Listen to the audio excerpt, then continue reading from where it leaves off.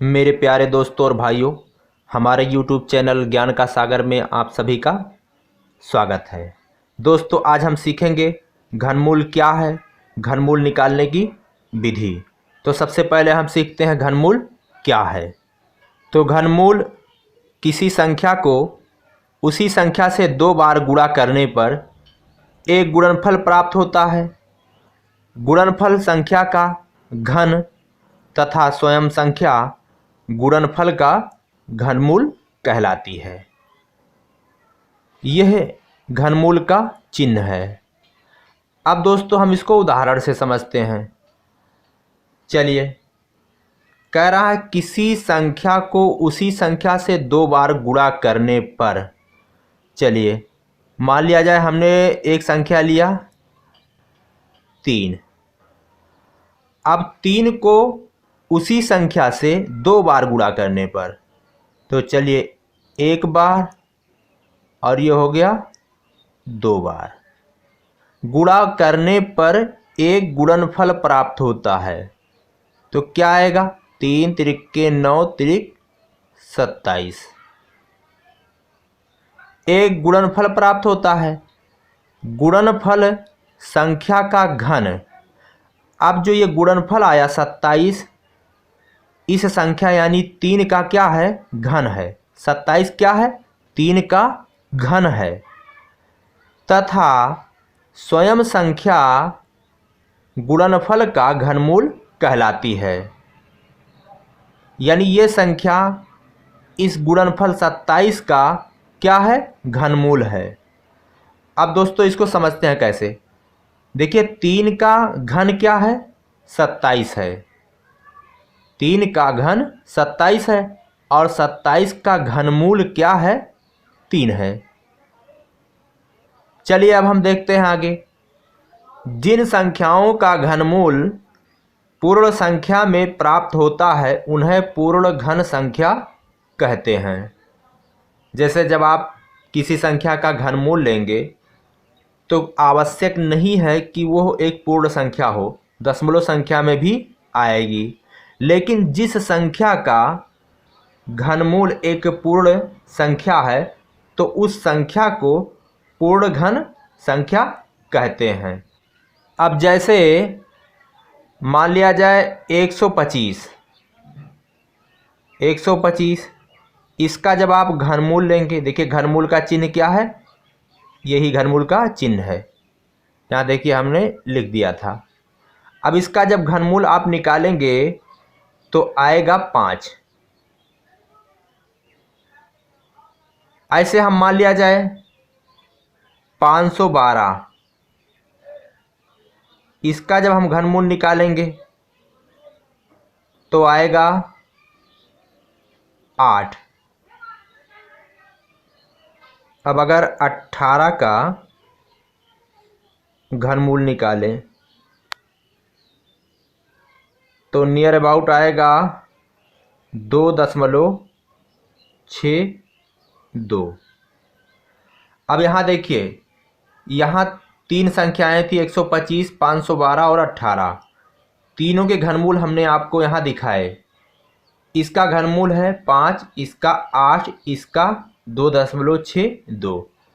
अब यहाँ दोनों संख्या 125 और 512, इसके जो घनमूल आए हैं वो एक पूर्ण संख्या है। देखिए 5 एक पूर्ण संख्या है, 8 एक पूर्ण संख्या है, 2.62 यह क्या है? यह एक दशमलव संख्या है।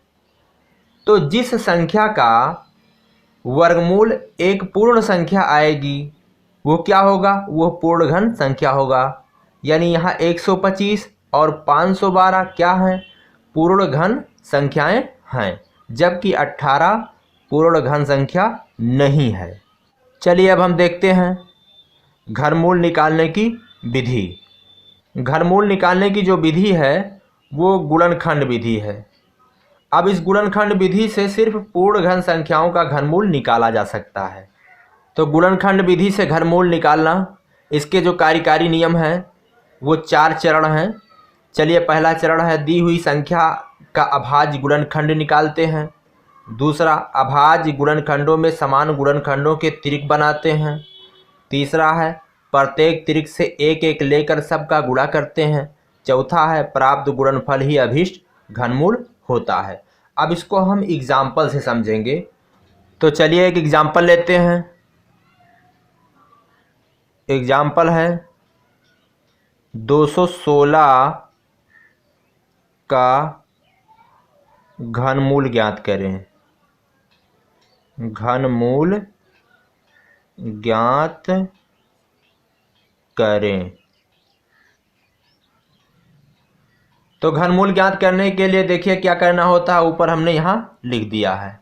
सबसे पहले क्या करेंगे आप, जो दी गई संख्या है यानी 216, इसका आप अभाज्य गुणनखंड निकालेंगे।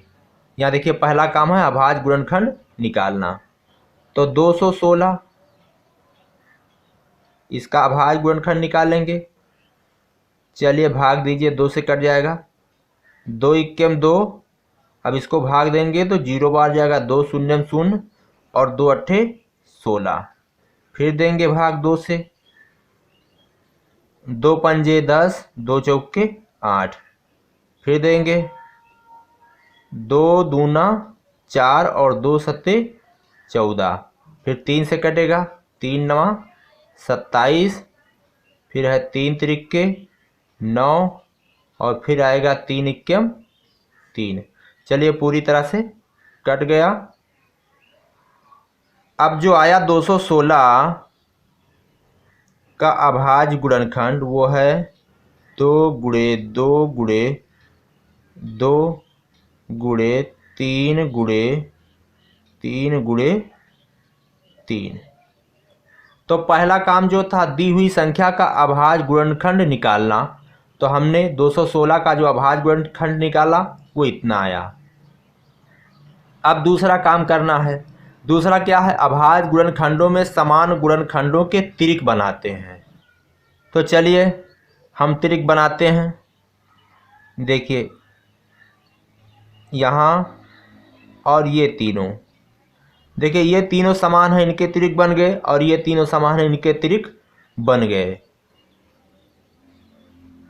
अब तीसरा काम देखिए, तीसरा काम क्या है, प्रत्येक त्रिक से एक एक लेकर सबका गुणा करते हैं। अब इस त्रिक से एक लेंगे तो ये किसका त्रिक है, 2 का त्रिक है, तो इसमें से एक निकालेंगे, और इस वाले त्रिक में से एक निकालेंगे यानी 3 का त्रिक है, 3 निकला यहाँ से, और दोनों का गुणा कर लेंगे। उसके बाद जो आएगा गुणनफल कितना आया, 2 तिया 6 आया। तो क्या कहा गया है, तीसरा चरण प्रत्येक त्रिक से एक एक लेकर सबका गुणा करते हैं। तो प्रत्येक त्रिक से हमने एक एक लेकर के सबका गुणा कर लिया, तो आया 6। अब चौथा काम क्या है, प्राप्त गुणनफल ही अभीष्ट घनमूल होता है।